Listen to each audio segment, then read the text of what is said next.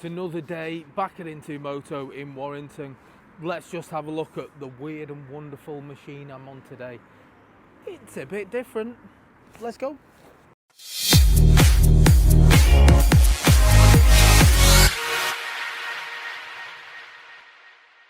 Now look at this thing. It's only a Zontes 310cc scooter. Now you know my love for scooters if you've seen the channel before, especially these bigger engine ones, anything kind of 300cc and above. I absolutely love them. This apparently will do 110 miles an hour.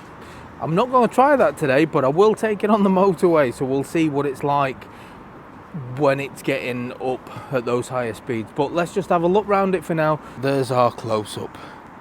Feet down, or you've got a cruising peg, or kind of putting your feet forward. Probably be perfect for the motorway. Stretch the legs out. Like every other scooter, you've got a centre stand, you've also got a side stand. That's always good for storage. This is where it gets a bit weird. Eyes, it's like a big mouth. It's strange looking or different. Beauty is in the eye of the beholder, I know, but yeah, find that a little bit different. Don't know whether it's different good or different bad yet. It's a very, very clean bike, this. Absolute whopper of a seat. Even my big backside's going to have loads of room on there. Got dual shocks on the back as well. Disc brakes as well at the back and the front. And they are Zontes branded. It is a motorised screen. I'll show you that when we're riding. The seat's massive. You'll definitely be fine getting someone on the back of this. But nice little action that. So hidden away rear peg. When you do it too quickly, it's not going back. But when you do it nice and gently, it stays there. Now there's not usually loads of stuff to play with on a scooter, but this is a proper fully loaded, loads of stuff to play with, and you'll see shortly. I mean, as far as the buttons go, give you an example. This side we've got your horn, your indicators, your hazard lights, a high low beam, we've got a flash. That is for your electric screen going up or down. We've got a mode button, we've got a set button. You'll see how those work shortly when I go through the screen. Other side, again, normally you just have two buttons, don't you? A cut-off switch and an engine start. But this has got an engine start. We've got your lights. We've got an eco mode. We've got your engine cut-off. We've got a steering lock. We've got open your fuel tank. We've got open your seat. There are lots and lots of buttons compared to your average bike. It's like something you'd get on a big adventure bike or a big touring bike. Loads of stuff to keep you entertained. It is keyless as well. We just press the lock button and there you go. A screen comes to life. It's a lovely little TFT screen. Really nice. So you've got your rev meter both sides. We've got quite a big speedo, we've got a fuel gauge, you've got an engine temperature, we've even got the range left in it for your fuel. So this hasn't got a lot of fuel left in it, to be fair. Looking at that, we're nearing on empty, but it says we've got a range of 64 miles, which is pretty good.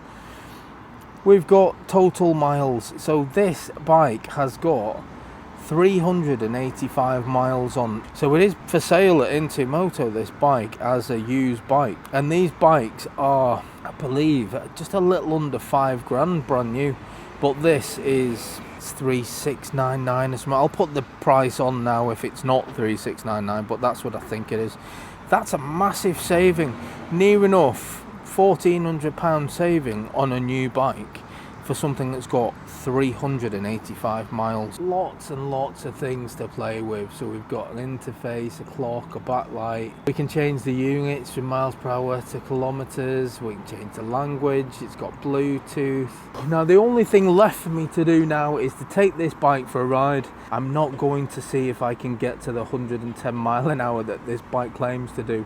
However, I will stretch its legs on the motorway, get up to those motorway speeds so we can see how it performs. It should be fun. let's go for a ride and see what it's like. I'm looking forward to this one. Oh, now you've got to stretch to get your leg over. A lot of scooters have got that step through. You can't really do that on this. It is quite high, that. Don't know whether this would be suited for someone who's really short. I would suspect not. It does say lower pressure in the tyre, but that's just being checked, so I think it just needs a little bit of a run, this bike, to get that off. So hopefully it will do while we're out and about. Currently the screen is in its down position, so it's still pretty high, so I would still expect it to be pretty good, but it does raise a little bit, so it raises a couple of inches there if you get it excited, if you know what I mean. So if it raises like that, it should make it better for the motorway. For now, round town, I'm going to keep it down. When I get to a motorway, I'm going to get it excited, get it up a bit, and then we'll see if it makes a difference. Let's take it on to the supermarket car park, shall we? Let me just show you another little trick it's got up its sleeve. I did mention the buttons before, but it has got a little bit of underseat storage. Not a lot, you can certainly fit a helmet in there, but I'll show you so you can have a look, because I forgot to do it in the walk round. I'm my own worst enemy, you know. I get these bikes and I get too excited to actually jump on and ride them that I actually forget to do simple things like show you things like that. So my bad, sorry, but I'll show you now. As far as bike hooks go, you're struggling a little bit. You can't really put anything there, which you can on Vespas and a lot of other scooters. Underneath, decent bit of storage. This has also got like a cover in there, and the idea is you can put your helmet in and it's not going to scratch your helmet or anything. I like that. It's a nice touch to store your helmet, but it will certainly fit a shopping bag in there, which is good.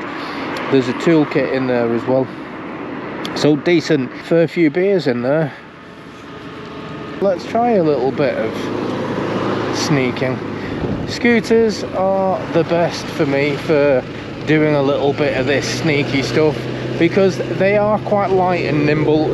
Just make sure wherever you are, whichever country you're in, that filtering is legal, because as I found out very recently, in some countries it's not legal and you can get yourself a whopping fine. So just make sure you research. Something which I failed to do properly when I went on my last tour, so I won't do it again because I've not got money to burn. I don't want to get fined.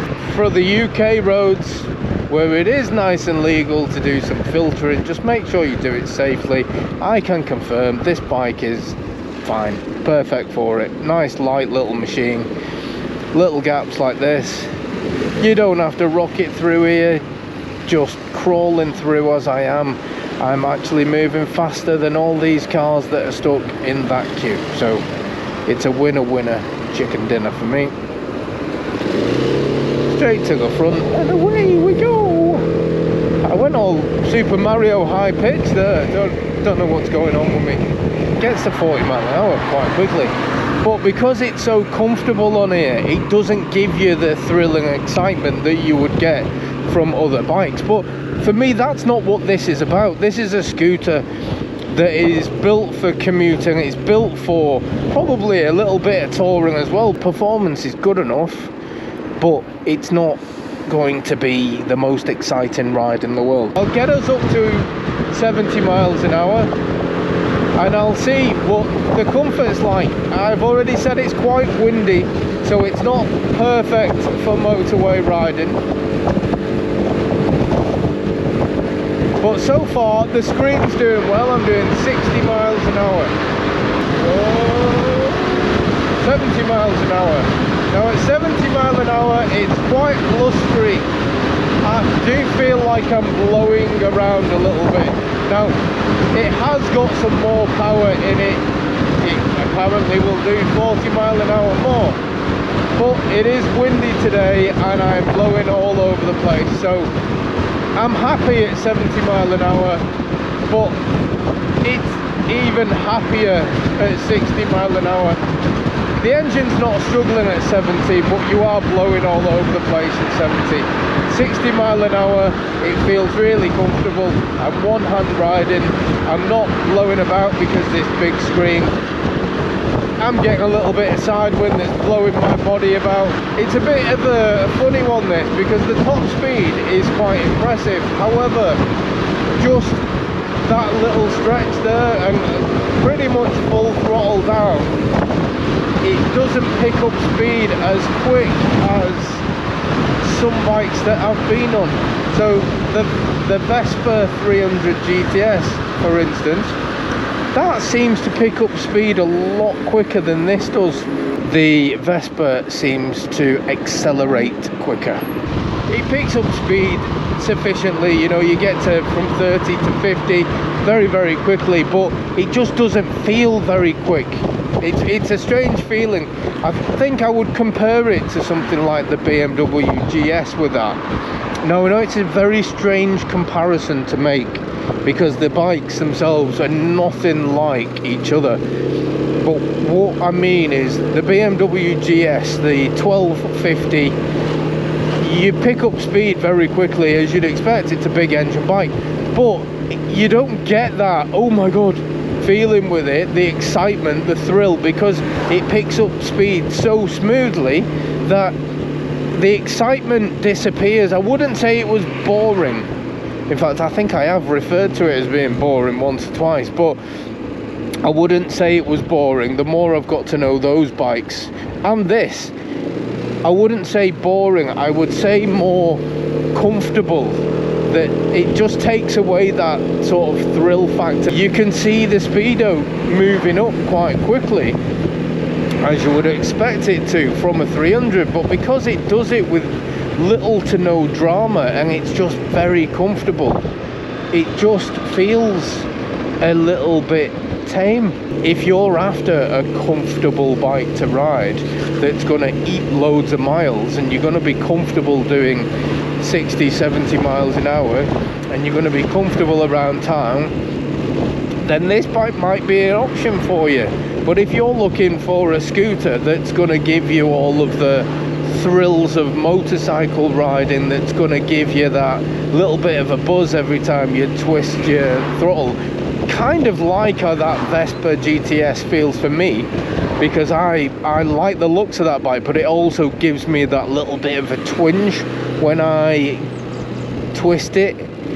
Whereas this, it goes as well, probably, if not better, but I'm not getting the same thrill factor. It's just comfortable, and that's why I compare it to the GS. It's the same kind of thing. It's a perfect bike, that, and this could well be the perfect scooter because it's comfortable and quick, but you just don't feel like you're riding particularly quickly when you actually are. The seat's really nice, the seat position's lovely. You will be able to sit on here all day long. Now, are you going to have a smile from ear to ear after riding it? Well, I would say myself, no. It's not a bike that thrills me. I felt the same way about the BMW GS. I've already told you why. It just feels that good that it kind of loses a little bit of the excitement. Perfect for the job, perfect bike, but it just loses the excitement. If you are looking for a scooter that's going to be able to do motorway speeds on the regular, then this bike will do it, and it will do it in sheer comfort. That, it really sums up this bike. And if you're just looking for a bike that's going to be a tool to get you to and from somewhere, and you want to do it in as much comfort as possible, then I don't think you can beat something like this. You know, it is just practically perfect, and that's the best way to sum it up. So this bike is certainly worth the money that Into Moto have got it up for sale for, and that's going to do me. I'm back here, it's up for sale with these guys. If you're interested, just give them a call, link in the description. Laters, bye for now, doodle.